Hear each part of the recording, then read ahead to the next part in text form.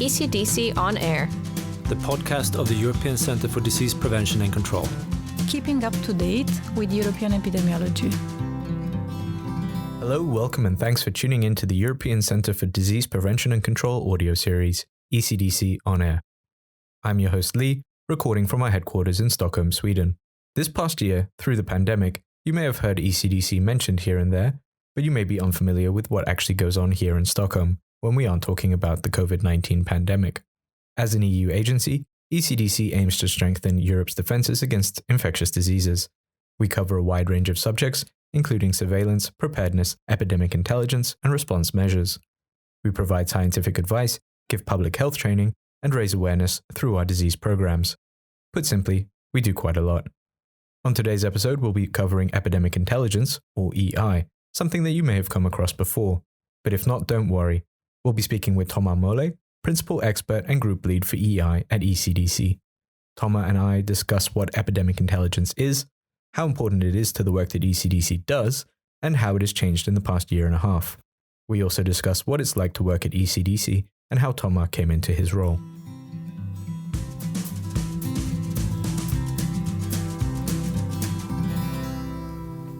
So we're here with Thomas Mollet, Principal Expert and Group Lead for Epidemic Intelligence.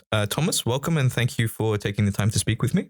So we're going to talk today about what epidemic intelligence is. So to begin with, could you just briefly explain what it is? Yeah, sure. Thanks a lot. Epidemic intelligence, it's tools, SOP, process to try to identify outbreaks in the world as fast as possible, to make sure that we can assess this outbreak and timely reply to this outbreak. The faster we identify, the faster we can reply and then diminish the consequences of this outbreak. Okay, so what are the basic principles of investigation and surveillance? Alors, let me first come back to the basic principle of epidemic intelligence. Epidemic intelligence includes several processes to early detect. We have classically what we call the indicator-based surveillance, which is the classical reporting. If, for example, you are sick, we go to your medical doctor, he will do a diagnostic and he will compute this information. And after a while, the National Institute or ECDC will have this data and can say, careful, here we have an increase of disease A or B. We have also, in parallel, what we call the event-based surveillance. It's totally different. Here, honestly, I don't look at what the medical doctor report. I look at what the journalists say, what the population say, what the blog are written, what you can find on Twitter, Facebook, and so on. The concept is totally different. The data are weakest because, of course, the journalists can do mistake and they capture only what they can. And the job here is to verify the data and after to put that into a context to better assess the situation.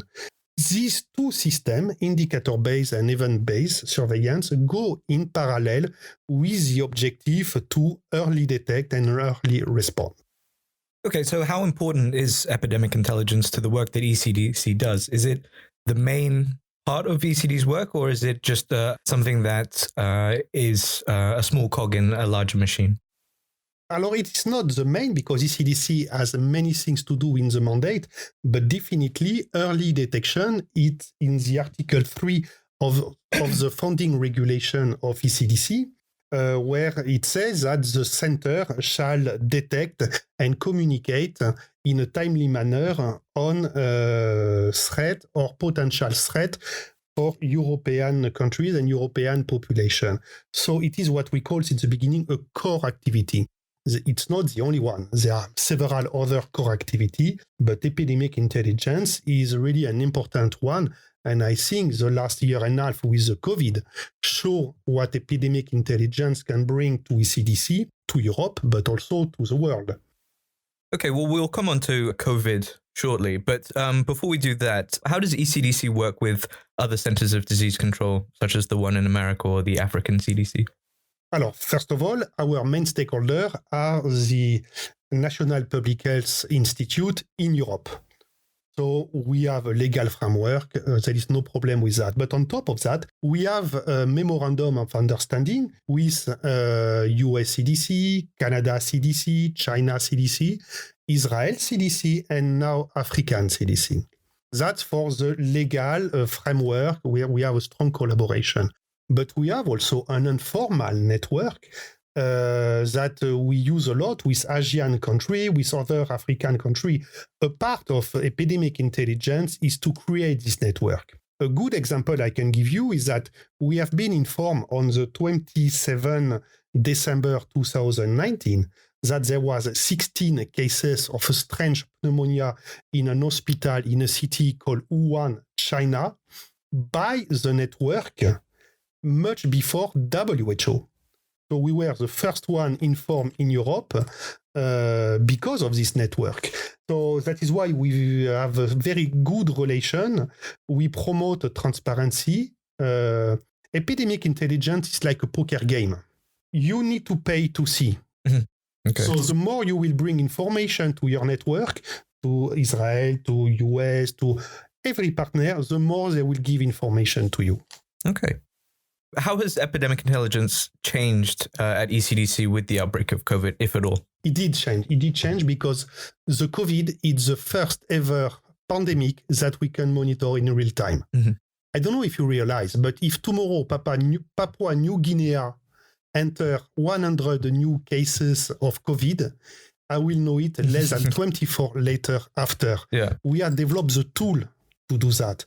And now what we are doing, we are developing tools who will automatically, by their own, scan around 1,000 sources every day and extract the information we need. So this pandemic forced us to rethink all our system, to rethink the way we are working, and we already make some progress. Now, with this pandemic, AI will invest a lot in the next 5 years in artificial intelligence, machine learning, neural network to make sure that we can get more data faster, better treated, and to let the expert concentrate on the analysis of this data. Okay, well, you mentioned some tools that are going to be invested in for the future, but what are the current tools that you use now? Alors, we are using classical tools that we call aggregators. Aggregators are tools have been developed by WHO, by us, by CDC, by US CDC, by Canada. Tools that are scanning the web and extract for us some information related to infectious disease.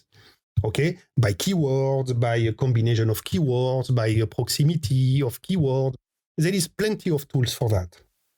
The recent development in the tools for epidemic intelligence was brought by ECDC with a dedicated tool to monitor Twitter. Now we have a tool that we implemented last year who will scan Twitter, and the tool will inform us if we have a particular increase of people tweeting about a disease or a symptom in a certain location. I can receive an email tomorrow. Careful, there is a lot of people tweeting about plague in this area of Congo. It's a signal. My job after is to verify this signal. And that is just the beginning. With the big data, with artificial intelligence, most our tool will change in the next 2 or 3 years. Okay, so well, you mentioned these signals that you get. So could you talk us through what the day-to-day life of an epidemic intelligence officer looks like here at ECDC? Sure. It starts by the morning by the hunt. Basically, they are hunters of information. They will use this tool looking for outbreak in the world. They don't know what they search for. They might find an Ebola outbreak, a plague outbreak, a Salmonella outbreak, a flu outbreak, and so on. After that, they will analyze, put that into a context, and see if it is relevant or not for Europe. There are some outbreaks that are not really relevant for Europe, but some of them are, even if they don't happen in Europe, especially when there is mass gatherings. After that, we will prepare a report and we will have a meeting at 11:30 called the roundtable meeting, where we have on average 100 ECDC staff attending, where in half an hour, 45 minutes, we present what we found and we take decision. Shall we go for a rapid risk assessment? Shall we deploy people? Shall we inform stakeholders? And so on. In the afternoon, we investigate more some outbreak. If we didn't have time in the morning, we try to put that in a context. We try to understand really what is the situation. And of course, we continue to do round of screening at 4 and at 8 in the evening. And that worked during a week, even during Saturday and Sunday. And the week after, another team take over.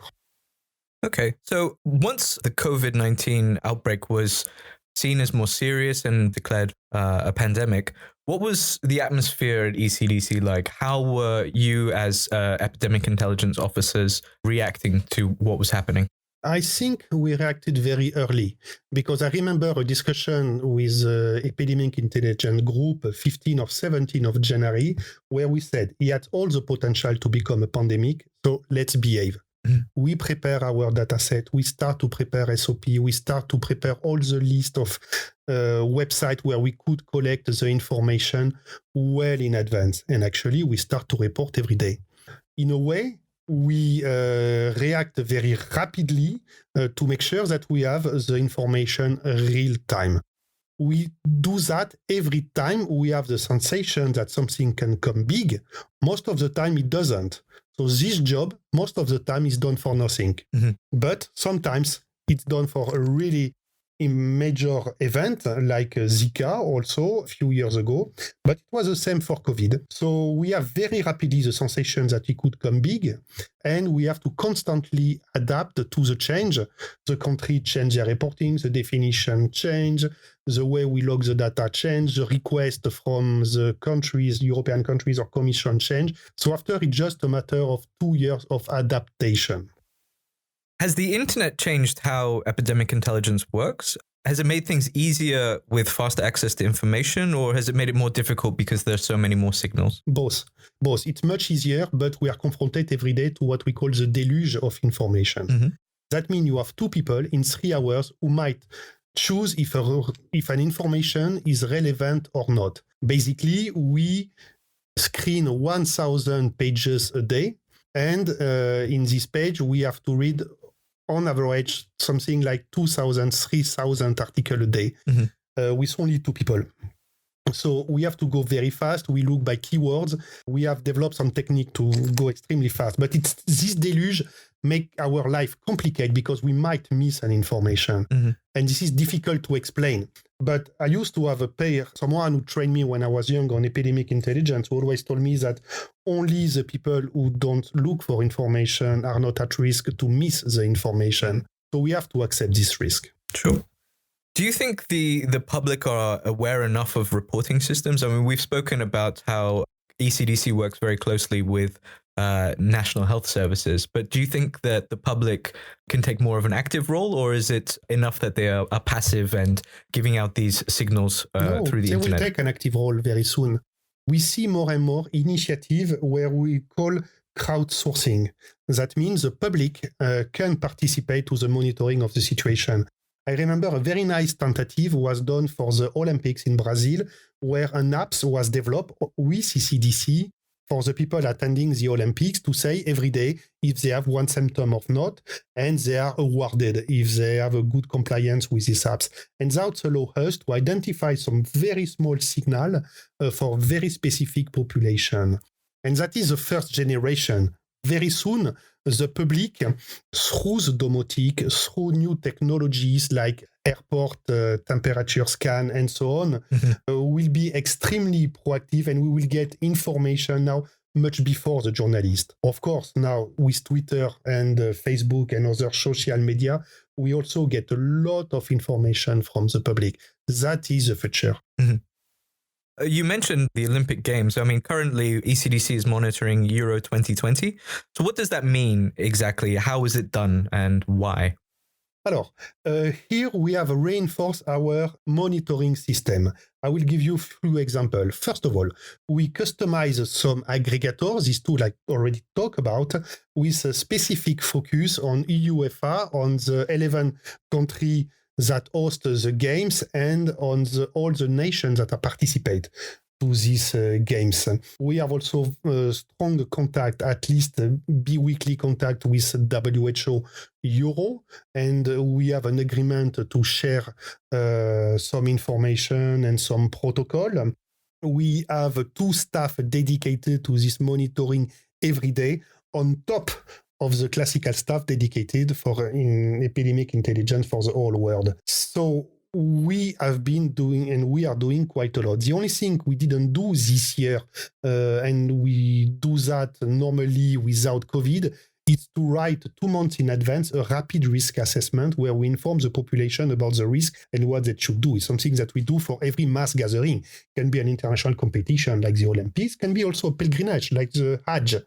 Alors, here for the UEFA, we did not go that far because there is a big travel restriction and there is less people who will travel. But in 4 years without a COVID, definitely we will do again a rapid risk assessment in advance. Okay. I mean, you mentioned how at the moment there is a dedicated team looking at COVID, but there's also people looking at the other diseases, for example, foodborne diseases, salmonella, things like that. Are they looking at the same sort of signals or are they very, very different kinds of signals? We are looking at all the diseases. The problem with the COVID is that at least during the first year, you become blind. Everybody, all the media are oriented to COVID. So it's very difficult to detect other outbreak. But it's our job to not forget the other. Currently, since a year and a half, we have a team dedicated only to COVID and another team dedicated to everything else than COVID, because we want to make sure that we don't miss any other outbreak. Yeah. One of the things that is quite interesting about all the changes that have happened at ECDC with regards to epidemic intelligence, once the pandemic is over, will a lot of these teams remain in place, or do you think that people will relax within the organization and there'll be less of a focus on looking for signals on COVID? I'm not sure people will relax. We are working currently with the Commission on a new mandate for ECDC. There is in the air a new institution called ERA. There is many new big projects. I think this crisis show our weakness, not only at ECDC, but at ECDC, at country level, at population level, at hospital level. So it's really time to address them. And a new challenge will come. If it's not a pandemic, the resistance to drugs and to antibiotics is probably the next scourge in 10 or 20 years. It might be dramatic. So we need to adapt. We need to reinvent constantly the way we are working. So after the COVID, I personally predict that the quantity of work will remain the same. We have to be better. Moving away from the work at ECDC and epidemic intelligence and more about yourself, what brought you to ECDC? I started epidemic intelligence in the French Institute of Public Health, INVS, at this time, because I was looking for a job. I was in between 2 missions with MSF, Doctors Without Borders, and I have a friend who called me, you could start 6 months with us and so on, and I really love it. I have a double background. I am a medical doctor by background, but I did also political science study in France, and I have a master of geopolitics and so on. So I like to be aware about what happened in the world. And I found in epidemic intelligence something that satisfies a lot of curiosity. So I was brought there by hazard, by chance, I would say. And I continue by patience. And now I would say I've done almost 12 years of my life in epidemic intelligence. Do you miss being on the ground as a medical doctor? A lot. I told you that my background a lot is with Doctors Without Borders. And this is why this is my last week at ECDC. Next week, I'm leaving to be back in the ground because I will start a new job with the International Federation of the Red Cross. And normally, before the end of the year, I have to go to Bangladesh, Congo, and Zambia. So I miss that a lot. For the little story, I was missing that. I did 4 years at ECDC. And I left 2 years to go back to MSF in Africa. And I came back 2 years after. So yes, it's that's my tricky part, my challenge, to find a balance between the desk job and the field job. So you've mentioned being at ECDC for several years. How has your role changed since you've been here? The role changed in a way that the technique, the tool, the protocol have considerably changed. The way we did epidemic intelligence 10 years ago has nothing to do with the way we are doing it now. 10 years ago, it was more reading a few websites to a group of 10 people during the daily meeting we have. Now it's much more technical with tools to collect data, to merge data for data integration, where we have an access to a much quicker and faster expertise.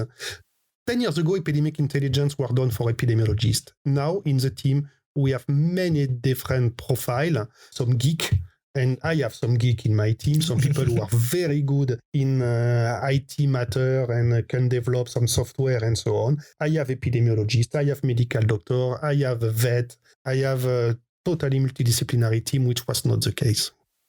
Well, that was going to be my next question. So what kind of backgrounds do people have? Do you find that having so many people from so many different backgrounds is really a huge benefit to the team?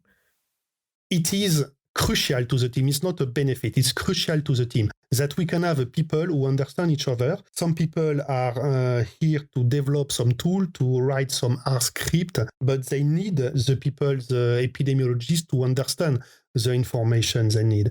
And that is why I have so much enjoyed to be a manager of this team, because everybody has a different background. All the team is quite young, quite dynamic, and all these people, the common point of these people is their curiosity. It's people who like new things, who are not afraid about challenges, and that's great. Excellent. So what would you say is the hardest part of your day as an epidemic intelligence officer? Difficult to say, because sometimes, not every day, sometimes we can have some requests that are either unrealistic, either not doable with the current resource. And it's not always easy to explain that to our stakeholder. Mm-hmm. AI can be seen as a magic toolbox where if we need the data, AI will find. No, it doesn't work like this, actually. First, the data has to exist, and we need to have an access to this data. Sometimes they are difficult to find, but when they exist, we will always find. So that is the most uncomfortable part of the day, where we need to explain to our stakeholders that, oh, sorry, this does not exist. We don't have access to this information. It creates a bit of frustration for us and for the stakeholder. Well, on the flip side, what would you say is the best part of your day?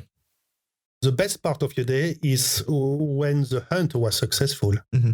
When every day we detect an outbreak, that was something. It is extremely nice for us because we can spend weeks without finding anything. And when we found something where we can make a difference, that because we were timely to find this outbreak and to provide an opinion and to communicate on that, I think we have done a great job. Well, what would you say would be your elevator pitch for working in EI? How would you encourage people to take an interest in the subject? I think EI is a very multidisciplinary thing. Basically, all the staff working in EI change their topic of working at least 10 times a day. Mm-hmm. It's very uncommon that you have more than 1 hour on a topic changing. So if you are someone curious, if you are someone who can adapt very fast and who like a bit of adrenaline, EI is your place. I've been 10 years in EI. I think for me, it's the best place I can dream about when I talk about ECDC because of that. But I totally understand that it has to do also with your mindset and the way you see yourself at ECDC. Fantastic. Well, we're coming to the end now. And a final question on the Euros. Do you have any bets on who will win the championship? Alors, it's not a bet. We are scientific. So I predict that France will win for sure. Fantastic. Thomas, many thanks for taking the time to speak with me today. And I wish you all the best in the future. Thank you. It was a pleasure. Thank you.